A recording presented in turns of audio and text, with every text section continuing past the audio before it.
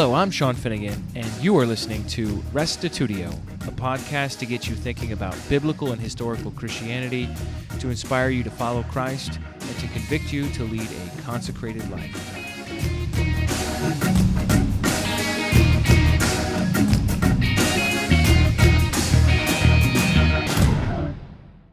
Apologetics, Part 10, Old Testament Trustworthiness.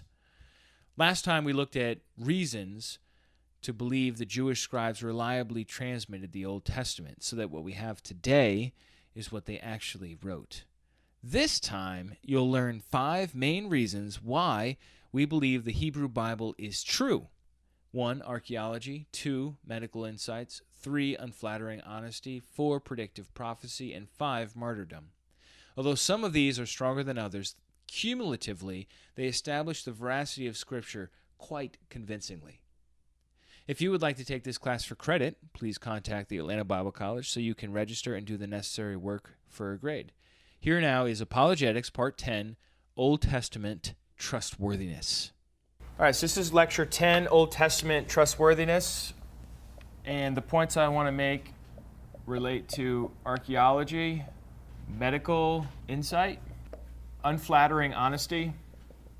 4 is predictive prophecy. And number 5 is martyrdom.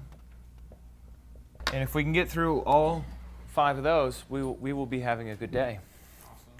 Okay. Here's one of my problems. I have so much on number 1, number 2, and number 3. 1, 2, and 4, that I don't think I'm going to be able to do much with 3 and 5. So let me just do 3 and 5 right now, okay? And unflattering honesty is basically like this. Why would you leave all these embarrassing things about the heroes of the faith if you were making it up? I'll just put a couple of examples. Noah, God destroys the world. Noah escapes by the skin of his teeth. He's the only one, the first one ever in the whole history of the Bible to be shown favor, which is the idea of grace, right? And what does he do once he lands? He plants a vineyard, gets drunk, and then some weird sexual or whatever sin happens with his kids or his grandkids. You know, it's just like, if you were making it up, right? Obviously Noah's the hero. This isn't the movie, this is the book, right? In the book of Genesis, Noah is clearly the hero. Why would you include that part about how he got, like, there's no purpose it serves other than to say, you know, this is like really embarrassing. Yeah, I mean, I'm going to play devil's advocate. If I was going to make up a story, I would definitely make the characters flawed, because I'd make it more believable. You make it what? More believable. I didn't hear what you said. You make the characters what? Flawed. Flawed. Is that what they did in the ancient world, though? Would they flaw characters to make them more believable, especially heroes? You have flaws, right? But then you have what David did. David's flaw is so heinous and so severe. It involves premeditated murder, adultery, lying, coveting, like basically all the 10 commandments. He probably did it on the Sabbath day too. You know, like he basically breaks all the rules, right? And then what is the commandment of God from the prophet Nathan? It's that the same thing is going to happen to David, and what David did in secret is going to happen to him publicly. And it happens on the rooftop, doesn't it? Where his son Absalom goes into his concubines and in public asserts his rulership over David. If you read David carefully, his whole life is basically miserable. He's hunted like a dog for most of it, and then at the last part of it, he's kicked out of his own kingdom. He lives in uncertainty. There's only this little tiny golden age when he brings the ark in. But even when he brings the ark in, his wife criticizes him, and he has marital disputes. Like, the guy just never caught a break, really. I mean, you look at Moses. I mean, God says, Moses, I want you to go lead my people. And Moses is like, no way. I am not leading your people. I can't even speak, right? And God gets angry at Moses in Exodus chapter 3, right? Like he defeats all of Moses' excuses. At the end of it, he's like, just send somebody else. Like, this is the guy? This is Moses? This is the one Moses that's like no greater prophet has ever risen until the time of Christ than this 80-year-old inbred fugitive who says no to the call of God? This is the one? Yeah, that's the one. Or Abraham. Abraham routinely lies and deceives other people, right? He's very weak. He does also have these remarkable moments of faith as well. You know, he's like it's almost like he's a real person. I guess that's the point.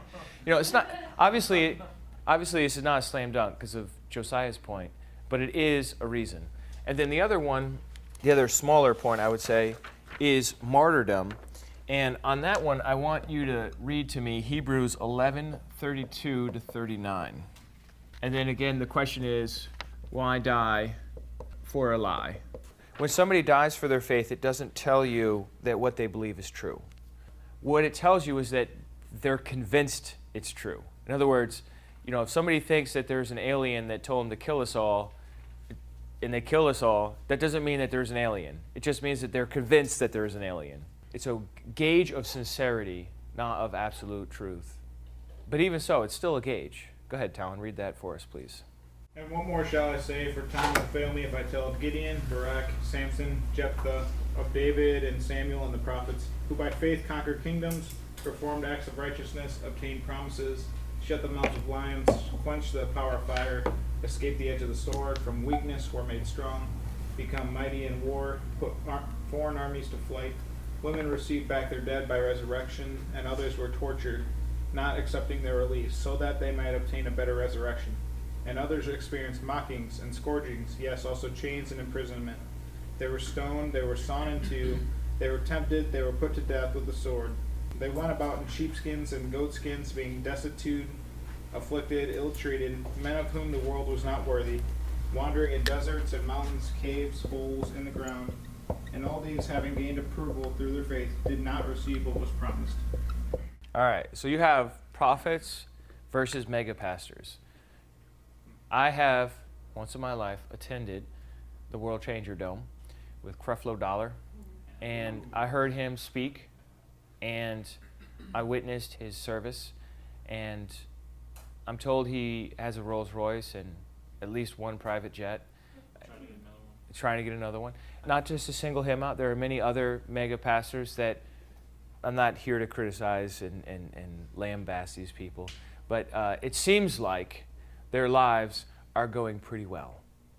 Let's just say from like a financial perspective, okay? So you could see why somebody might have incentive to want to become a mega pastor.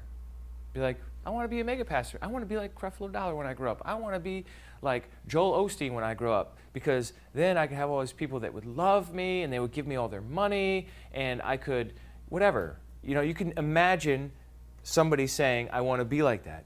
That's so contrasted to the prophets of the Bible. We just read a description. They're wandering around in sheepskins. They're destitute. They're afflicted, or at least one is sawn in two.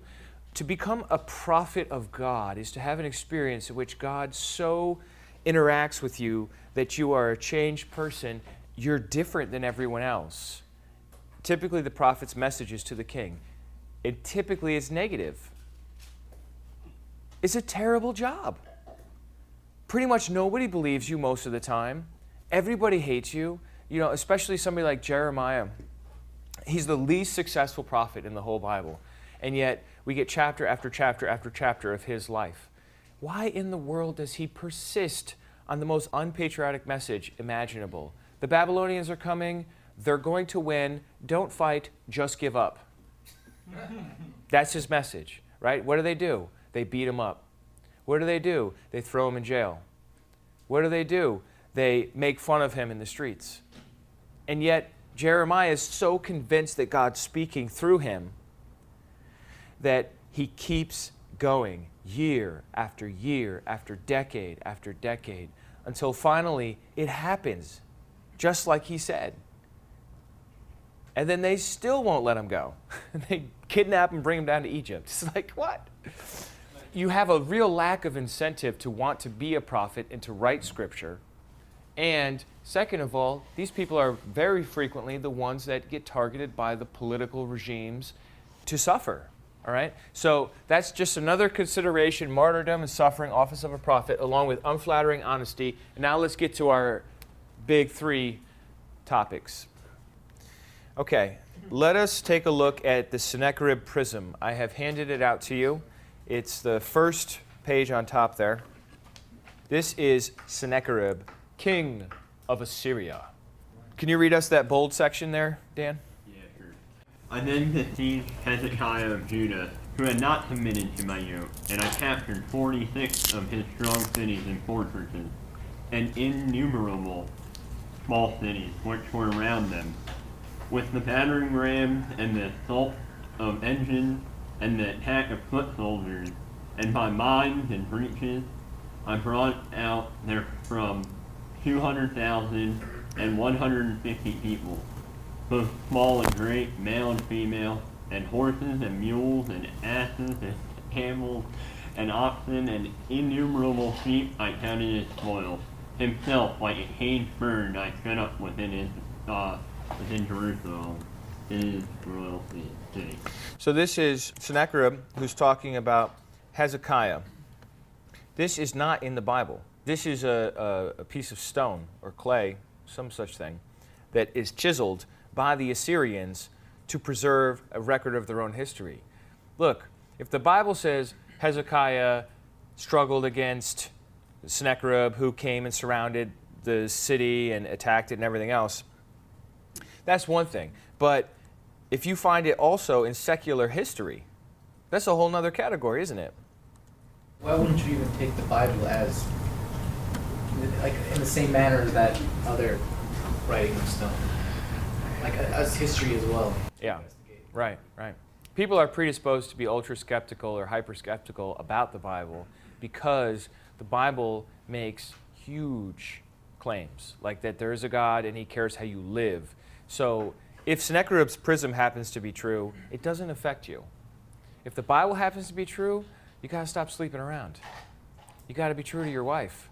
You got to tell the truth. You can't cheat on your taxes anymore. You can't cheat at your job anymore. You know, I mean, it has huge impact on your life. And I think for that reason, the Bible is often the number one thing attacked. How old is it? Well, Sennacherib is active, I think, in the 700s BC. Okay, so I would imagine that this comes from around that time. I don't know if it was recorded later, but somewhere around that time frame. So this is Sennacherib's prism. Let's flip over to the next one. You have the obelisk of Shalmaneser. Can somebody read to me the description? This black limestone obelisk depicts 5 kings conquered by Shalmaneser III, king of Assyria, from 858 to 824 BC. Each side of the obelisk portrays the 5 kings and in postures of submission to Shalmaneser, either in prostration to him or bringing tribute. The second is Jeshu of the house of Omri, king of Israel. This account is found only here. It is not recorded in the Bible. All right, so here we have an artifact of the Assyrians that talks about Jehu. If you've ever read Kings, you've heard of Jehu. He's a more significant figure in the book of the Kings. It says in the fine print there, this obelisk does align with the biblical account of Jehu's later reign in 2 Kings 10:32-36, and provides the earliest known depiction of an Israelite. It also supplies evidence for their style of clothing worn in royal Israelite households. And it goes on to talk about his clothes a little bit. Here it is. Look, the Bible is not the kind of book that makes up mythology. It's the kind of book that records history. Okay, especially in the Old Testament, and we're in particular thinking about the historical books of the Old Testament as opposed to the prophetic books of the Old Testament. But even in the prophetic books of the Old Testament, they usually start by placing themselves in a setting. You know, for example, Isaiah, in the time of Uzziah. Usually the prophets identify who the king was. And so this is a secular, it's an external witness to the existence of Israelite kings, of Jehu in particular, and of his prostration to this Assyrian king. All right, next one up, Josiah, the Merneptah stele. This engraved stone describes the victories of Egyptian pharaoh Merneptah over Libyan invaders. Various outlying groups of raiders banded together to attack Egypt near the end of the 13th century BC, but Merneptah defeated them. You're going to name your kid Merneptah now, aren't you? Could you read the fine print too? Yes. The stele also seems to mention a victory over Israel, saying, Israel is a waste without grain. If so, this indicates that an identifiable Israelite population already existed in the late 13th century BC. So again, this is a Egyptian. This is not Jewish or Israelitish. That's an old English word. Artifact. This is from Egypt, but it mentions Israel, saying that Israel is waste without grain. And so this would correlate to the time of the Judges. And there were instances in the time of the Judges when we read about how Israelite was without grain. For example, Midianites came in the time of Gideon, and he was threshing in a wine press. Why is he threshing in a wine press? Because the Midianites are stealing all the grain, so he's like hiding out in the wine press. So I don't know if this would corroborate Gideon directly, but we know of similar kinds of things around that time period. Alex, the Mesha stele. This engraved stone contains a royal inscription by Mesha, king of Moab, during the 9th century BC.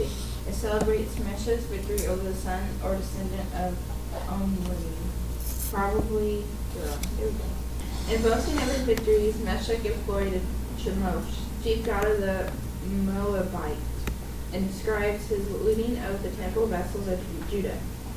The stele contains the earliest known reference to the name Yahweh outside the Old Testament. Hello. So outside the Old Testament, now when does the Old Testament date? What's the oldest part of the Old Testament we have? Going to a museum somewhere, what's the oldest?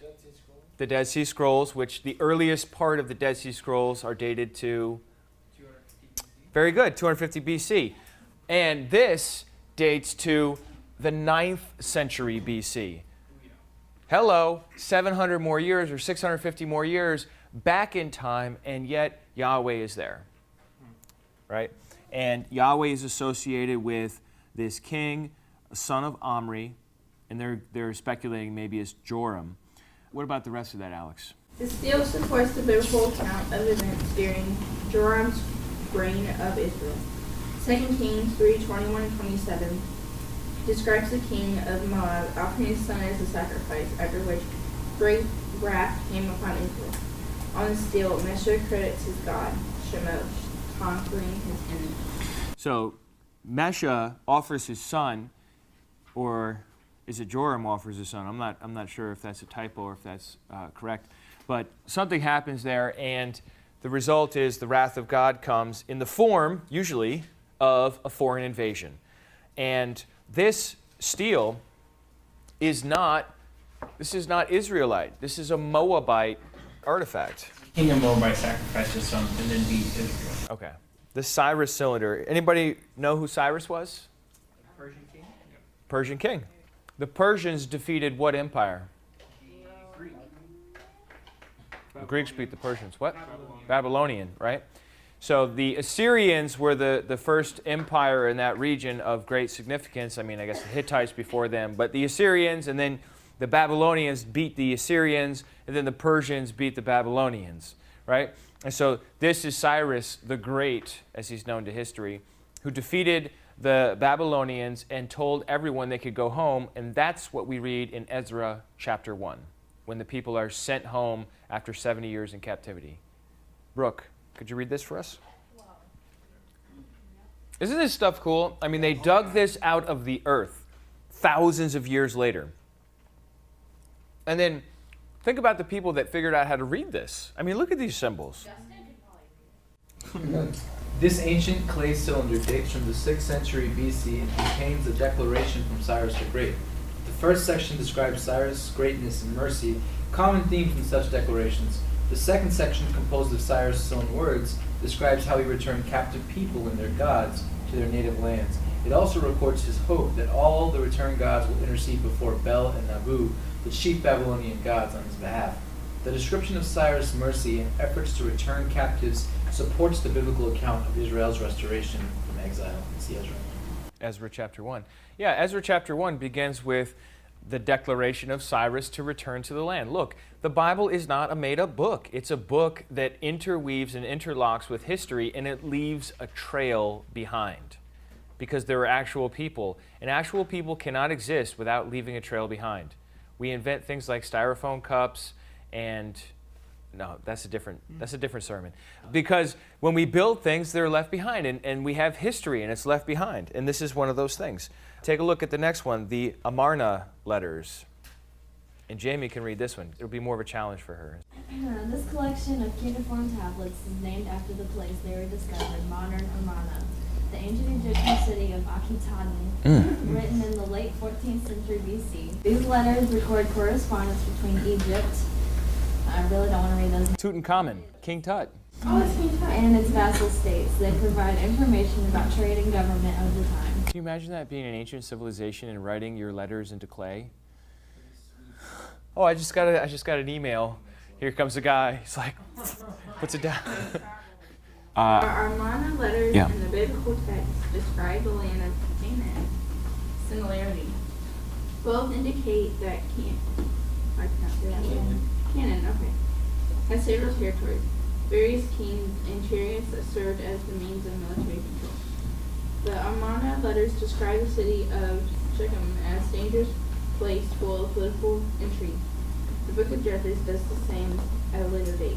The Amarna letters also show that the kingdoms of Canaan were under military pressure from nomadic tribes. Interesting, huh?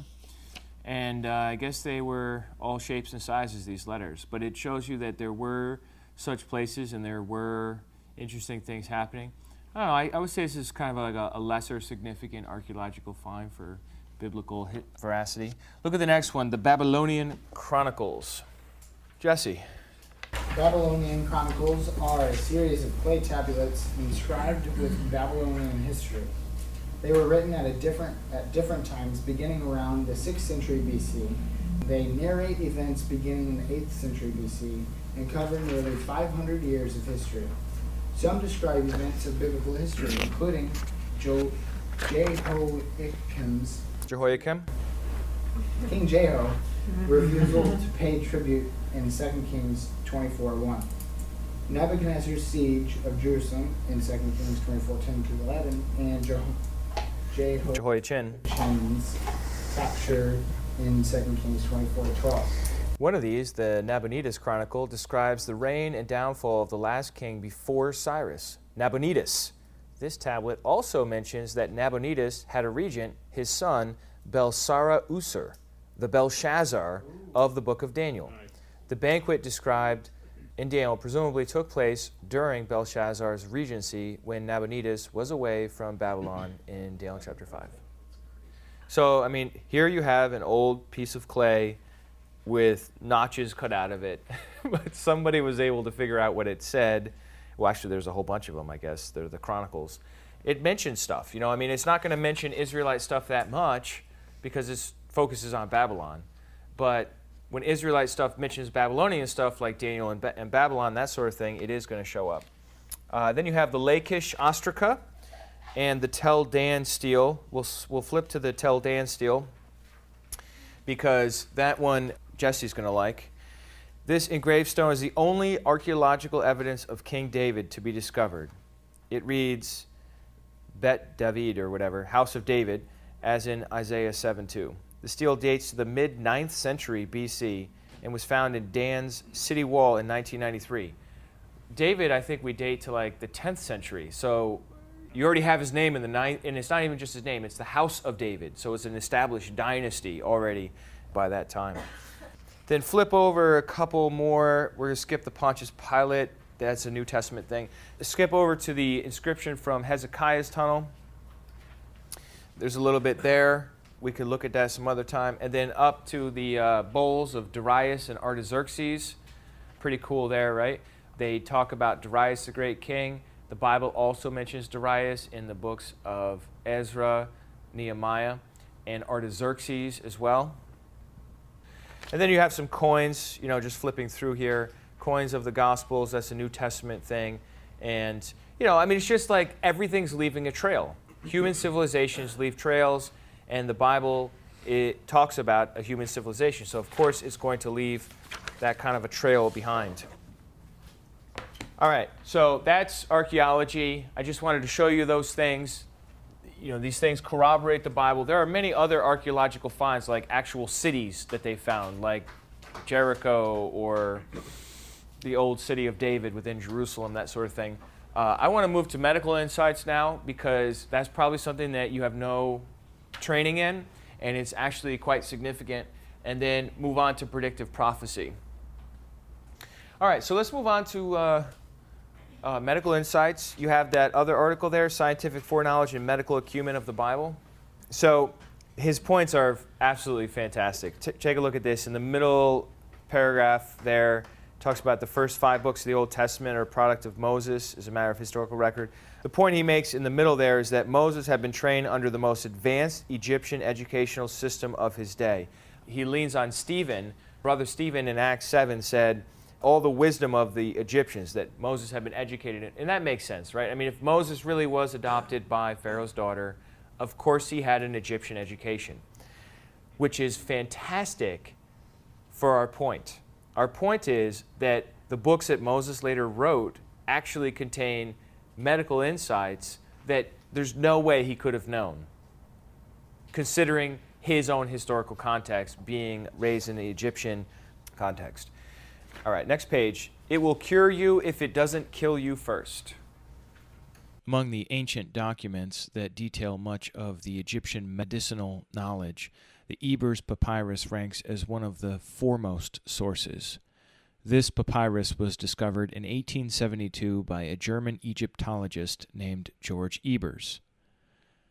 It consists of a host of medical remedies purported to heal, enhance, and prevent. Altogether, 811 prescriptions are set forth in the papyrus, and they take the form of salves, plasters, and poultices, snuffs, inhalations, and gargles, draughts, confections, and pills, fumigations, suppositories, and enemata. Among the hundreds of prescriptions, disgusting treatments that cause much more harm than good can be found. For instance, under a section titled, What to Do to Draw Out Splinters in the Flesh, a remedy is prescribed consisting of worm blood, mole, and donkey dung. Doctors S.I. McMillan and David Stern note that dung is loaded with tetanus spores, and a simple splinter often resulted in a gruesome death from lockjaw. Remedies to help heal skin diseases included such prescriptions as a hog's tooth, cat's dung, dog's dung, berries of the zet plant, pound and apply as poultice. Various other ingredients for the plethora of remedies concocted included the dried excrement of a child, hog dung, and a farmer's urine. One recipe to prevent hair growth included lizard dung and the blood from a cow, donkey, pig, dog, and stag. Well, it must be noted that some of the Egyptian medicine actually did include prescriptions and remedies that could be helpful. The harmful remedies and ingredients cast a sickening shadow of untrustworthiness over the entire Egyptian endeavor as viewed by the modern reader. As medical doctor S.E. Messing-Gill said, the early Egyptian physicians made considerable use of drugs. Their drugs were of the kind usually found in early civilizations, a few effective remedies lost in a mass of substances of purely superstitious origin. They used opium, squill, and other vegetable substances, but also excrement and urine. It is said that the urine of a faithful wife was with them effective in the treatment of sore eyes. That's right. That's right. You need a faithful wife. You get one of those cheating women, and that urine is not going to help your eyes. Why would you want to put pee in your eyes in the first place? That's just... I mean... Egypt's the master. Dude, the life force from a pure woman's urine. All right. How do you know if they're pure? What if they're telling you that they haven't cheated on you? Well, that would be proof that they're not a faithful wife. I wonder how many wives got in trouble with It's like, I'm serious. But what if you're faithful and it's still burning? It's gonna burn no matter what. It's your eyes. Your eyes are It's the healing of it. All right, well, I think we all agree that this is pretty crazy. But here's the punchline. This Ebers papyrus that's giving us all this information about ancient Egyptian medical practice would have been the standard that Moses should have learned when he was in Egypt.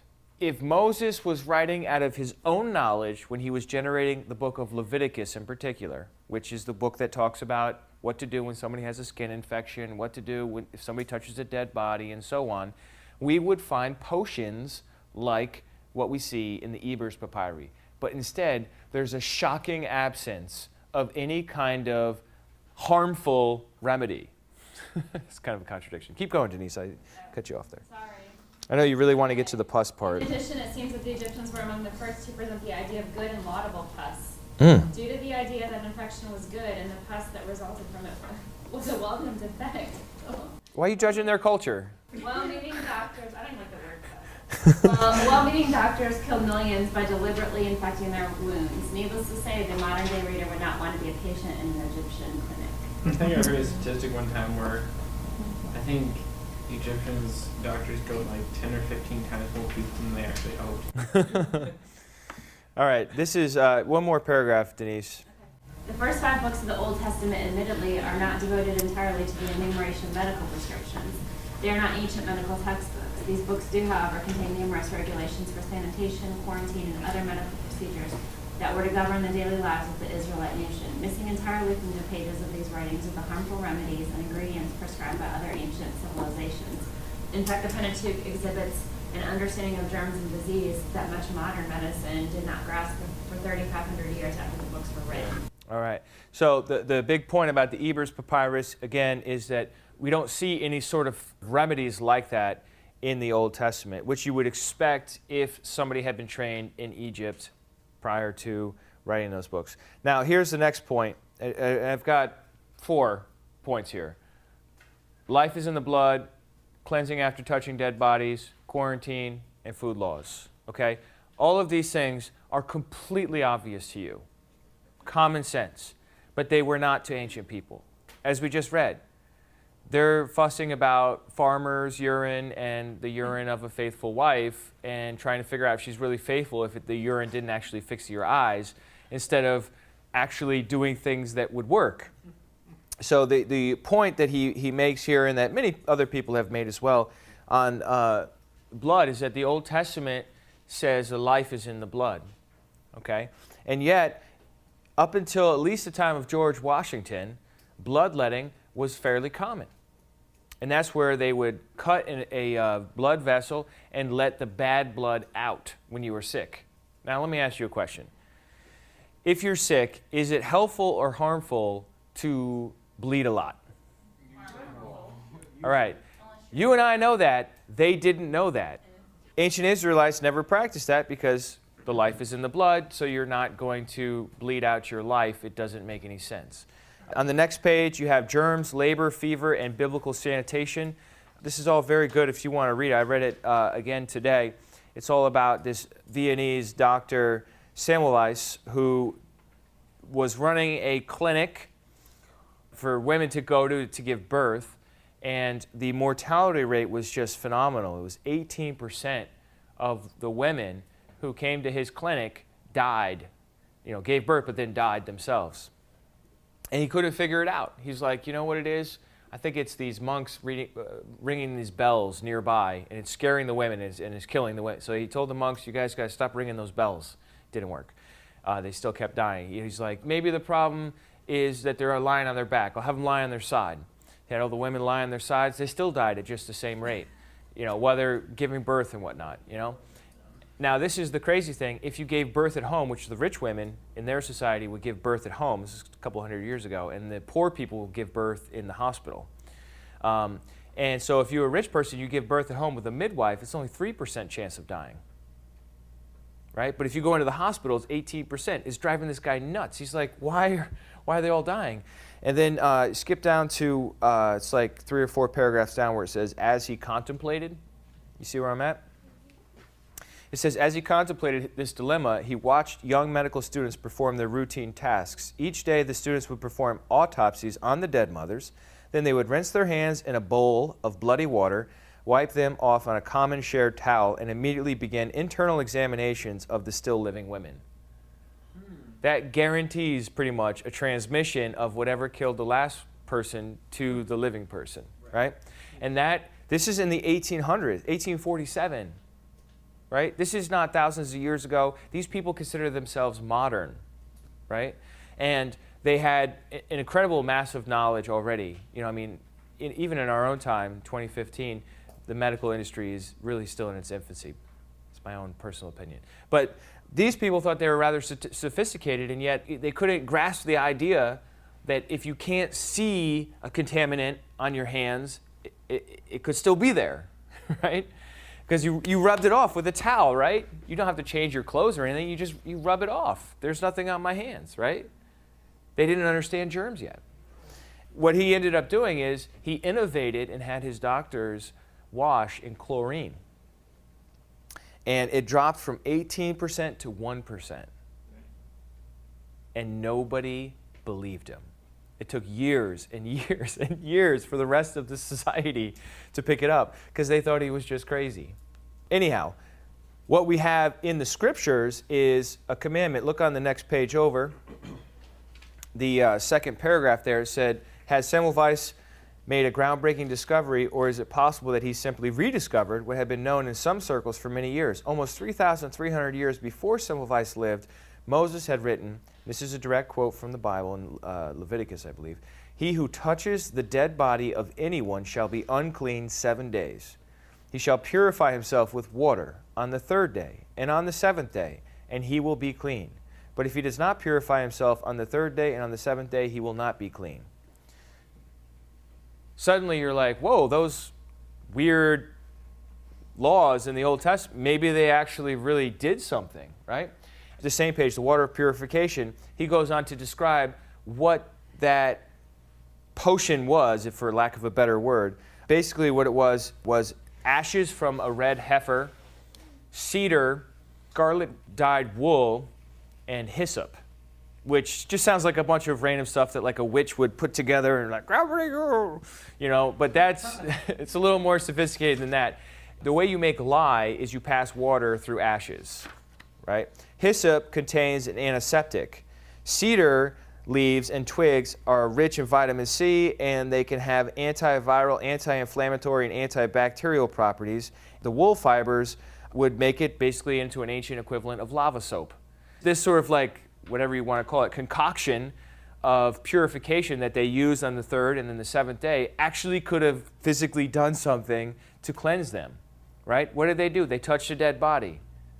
They're outside the camp, they're unclean for 7 days. On the 3rd day they wash, on the 7th day they wash. Now they come back in the camp. Why do you think there was such a great amount of time, the 3 days and the 7 days? So you think it's sick?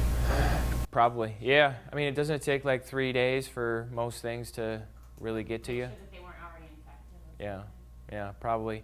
In ancient times, you know, they don't have the same kind of systems we have. So like, you'd be walking along, you might see a dead body on the ground, right? And the ancient Jewish mindset was, we need to bury this person. We need to give this person an honorable burial. So they would dig a hole and they would bury the person, but then they would be unclean. So now they have to go outside for 7 days, outside of their regular dwelling. Also, when they get home from battle. In battle, you don't shoot with guns, right? You've got swords, you've got spears, you've got knuckles, you know what I mean? And there's blood everywhere, right? And so you're going to go home and then spend time with your family right after that. What if that guy had the plague or some other sickness or smallpox or whatever? You know what I mean? Now, if you're outside the camp, you know, the whole thing has a genius to it that doesn't make sense considering the time when it was written. You know, even if you assume liberal theories for authorship, it still doesn't make any sense. As late as 1847, washing hands was ridiculed as actually doing anything, right? So, and then the next, so that's cleansing. Quarantine, that's a lot to do with leprosy, skin infections, right? There's a lot in Leviticus about this, where the priest's job was to examine the skin, see how it was doing, quarantine it. Look at this one statement. This is Leviticus 13:45. This is all in the article, which you can read at your leisure if you're so inclined. The leprous person who has the disease shall wear torn clothes and let the hair of his head hang loose, and he shall cover his upper lip and cry out, unclean, unclean. If you cover your upper lip, you're blocking germs, aren't you? It's like, how would they know that, right? And why do you need all these signs and everything else? So everyone else knows this dude has a highly infectious skin disease that could kill you, right? And so it's just like one of these things that like people might make fun of. They'll be like, why is he covering his upper lip or his, actually I think in the Hebrew it says his mustache. Let's see how, yeah. He shall cover his mustache and cry, unclean, unclean. Like, why cover your mustache? Well, because you also have to cover your mouth if you cover your Go ahead and cover your mustache. Oh, there you go. That's quarantine. And then we get to the laws. We get to the food laws here. Okay, now the food laws are totally fascinating. They did all these tests. There's this guy, I don't remember his name, but he did all these tests with these seedlings where he tried to plant little seeds in meat juice from different animals to see which ones would seed well, it would turn into a seedling well, and which ones it would take a longer time compared to regular dirt. He found that all these animals that the Bible calls clean, like the ox, had a 91% growth rate, or sheep juices was 94%, a calf was 82%, a goat was 90%, a deer was 90%, but then he put it into the meat juice of a pig and it was 54%, or of a rabbit, 49%, camel, 41%, horse, 39%. So why is it that and basically this is measuring toxic levels, right? The toxins in these animals is higher than toxins in these other animals. I'm sure it has to do with just like how the animals are made. For example, with pigs, they're scavengers, right? So pigs just like basically eat anything, doesn't matter if it's alive or if it's dead, and those toxins get into the meat. And to this day, pigs are injected with nitrates, aren't they? Isn't that pork? That's, yeah. To prevent this trichinosis or something? Yeah. Yeah, trichinosis. So this is sort of like known in our modern times, like we've developed strategies to fight against it. But in a pre-refrigeration world where food doesn't always get cooked all the way, it's just safer to say, hey, no pig. I'm not saying you can't eat bacon. But what I am saying is that there might have been some significant, it's almost as if, I don't know, God gave them the laws. That's all I'm trying to say. Am I being too radical for this campus here? Fins and scales is the next section here. They talk about the blowfish and how it's 1,250 times more deadly than cyanide, the poison in a blowfish. A tiny amount of a blowfish poison can kill 30 adults. And so can an ancient Israelite eat blowfish? It needs to have fins and scales. Right? So they're automatically protected against that. They're automatically protected against shellfish like oysters that can contain this naturally occurring bacteria. And according to the FDA, 50% of people who are infected with this bacteria, sometimes found in oysters that are undercooked, die. So you don't want to eat undercooked oysters, right? Israelites didn't eat any oysters. Why? Because they don't have fins or scales. And that was one of the laws for clean and unclean. Then he goes on to talk about reptiles. Reptiles carry salmonella very easily. The CDC estimates over 70,000 cases of human salmonella infection each year related to handling reptiles and amphibians. That's from 2007. As high as 90% of reptiles are natural carriers of salmonella bacteria. Look at this. Now these are, to you, the unclean among the swarming things. The mole rat, the mouse, the great lizard of any kind, the gecko, the monitor lizard, the sand lizard, and the chameleon. These are unclean to you among all that swarm. Whoever touches them when they are dead shall be unclean until the evening. Unclean people have to wash, right? And anything on which any of them falls when they are dead shall be unclean, whether it is an article of wood or a garment or a skin or a sack, any article that is used for any purpose, it must be put into water. It shall be unclean until the evening, and then it shall be clean. And it goes on to describe a little bit more, like if it hits a clay pot or something like that. Well, it turns out that reptiles, that for you to pick up the salmonella, it doesn't have to touch your hand. It could touch something else, and then you can eat that thing, whatever it is. You know what I mean? So it doesn't necessarily have to be just eating the reptile. It could be touching something, and then the reptile could touch it, and then you could touch it after that. And that's what he talks about in here. And then the last category is bats. The Bible says don't eat bats. Bats have this incredibly high rate of rabies. So you just kind of look at these different things. Why in the world would it get so many things right if it's merely a human invention? Like, how would they know all this? People don't know this in the ancient world, right? Yeah, you have a question? Question about the amphibians carrying this, that I've touched so many frogs and fish in my life and never heard that really I've touched so many fish. So many frogs and touched them. Look, yeah, the CDC recommends that homes with children under 5 should not have reptiles as pets. Furthermore, they noted as high as 90% of reptiles are natural carriers of salmonella, harboring strains specific to reptiles without any symptoms of disease in the reptile. While it is true that many pets can carry salmonella, the problem with reptiles, and apparently amphibians, is that they carry salmonella with such high frequency. It is prudent to assume that all reptiles and amphibians can be a potential source of salmonella. So they all aren't, but it's prudent to assume they are, and then what do? You wash your hands. It's not like it gets into your skin or something. It's just if you lick your hands after the frog peed on you, you might have a problem. There you have it. I'm not claiming any expertise here. I'm just reading what the CDC is saying and these other sources are saying.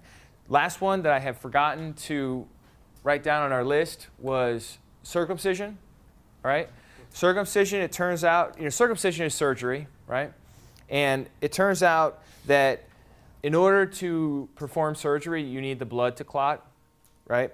And excessive bleeding is caused by a decreased level of prothrombin, which in turn is caused by insufficient levels of vitamin K, okay?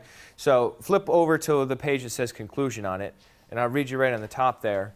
That has to do with blood clotting, right? In chart form, Holt Pediatrics illustrates that the percent of available prothrombin in newborn dips from about 90% of normal on its day of birth to about 35% on its third day of life outside the womb.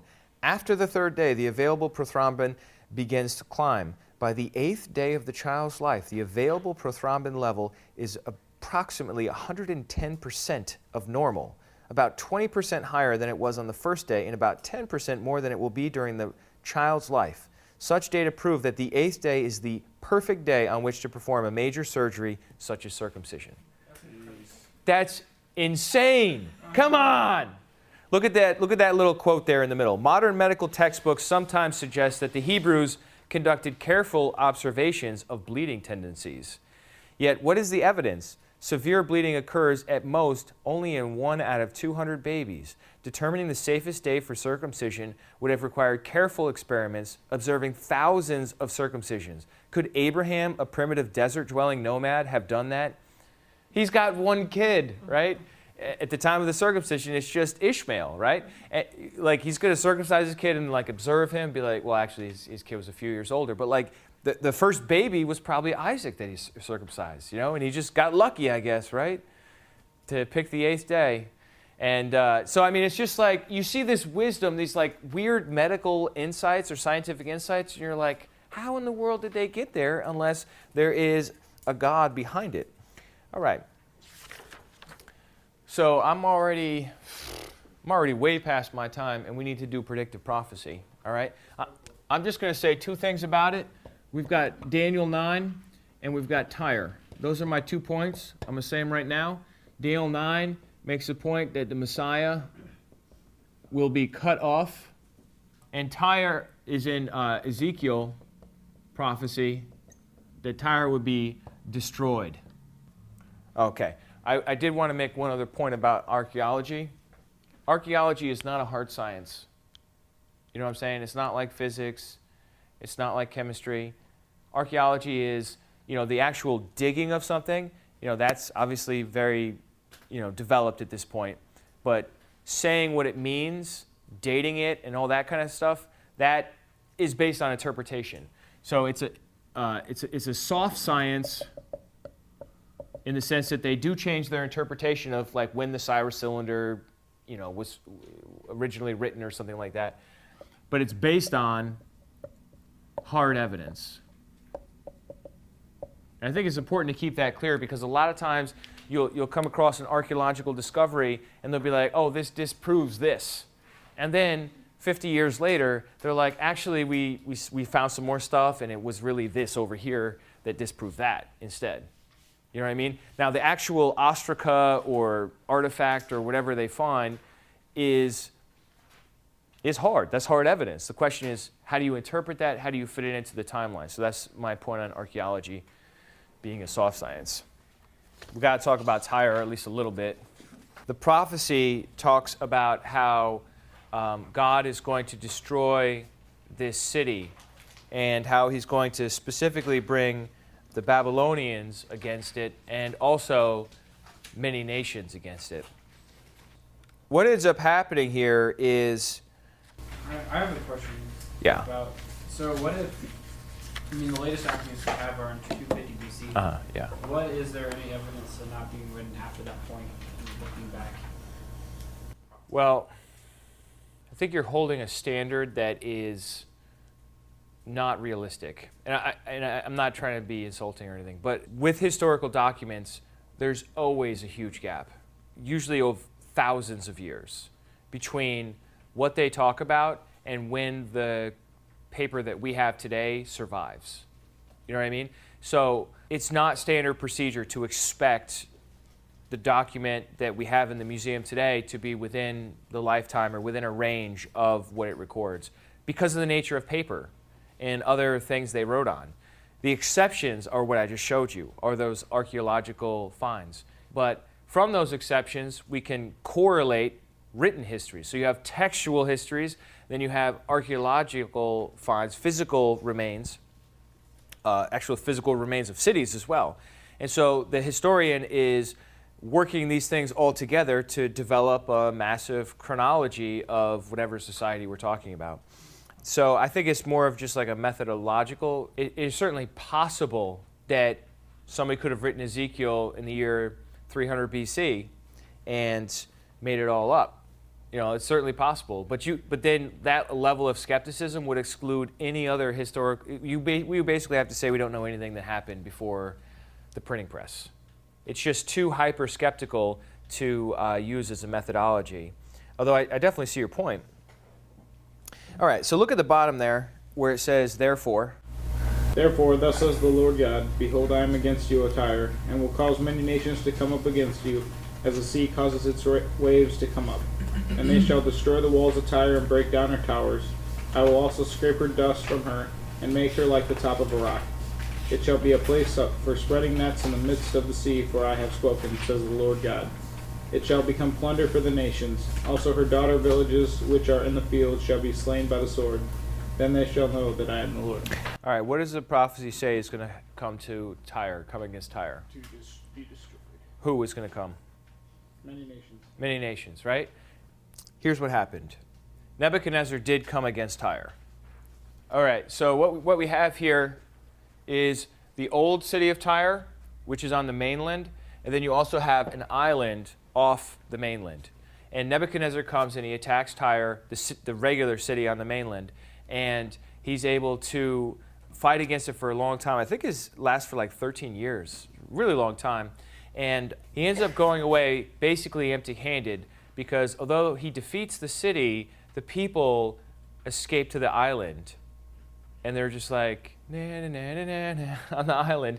Nebuchadnezzar doesn't have a navy. He doesn't have a way to deal with the problem, so he eventually just destroys the city on the land. So anyhow, fast forward in time a couple hundred years, Alexander the Great is now attacking Tyre. And in his conquest to attack Tyre, the people decide they're going to defy Alexander the Great. And Alexander the Great is like the kind of guy that doesn't take no for an answer. Let's put it that way. And so all the people leave the mainland and they go to the island and they're just like, na, na, na, na, na, right? Because Alexander the Great didn't have much of a navy either. And so Alexander the Great ordered his men, thousands and thousands and thousands of men, to take all of the stones from the old city of Tyre and throw them into the ocean and build a bridge. And then he marched his soldiers across the bridge and killed the people on the island. That's awesome. Right?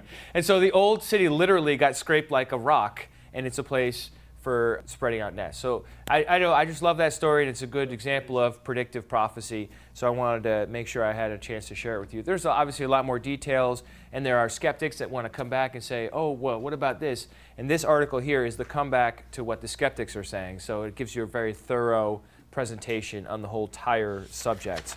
But just one thing to keep in mind, when Ezekiel's saying this, Tyre's like New York City. It's like Hong Kong. You don't say Manhattan is going to get scraped bare of any structures. Like, nobody says that. But that's what Ezekiel said, and then it's what actually happened. What are the chances of that?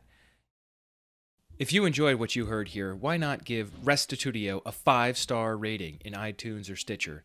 Doing so will help others find this podcast and inspire them to love God, follow Christ, and seek truth wherever it leads. Thanks for listening, and check us out online at restitutio.org, where you can find an archive of all the podcasts, as well as a bunch of articles and links to other resources. And remember, the truth has nothing to fear.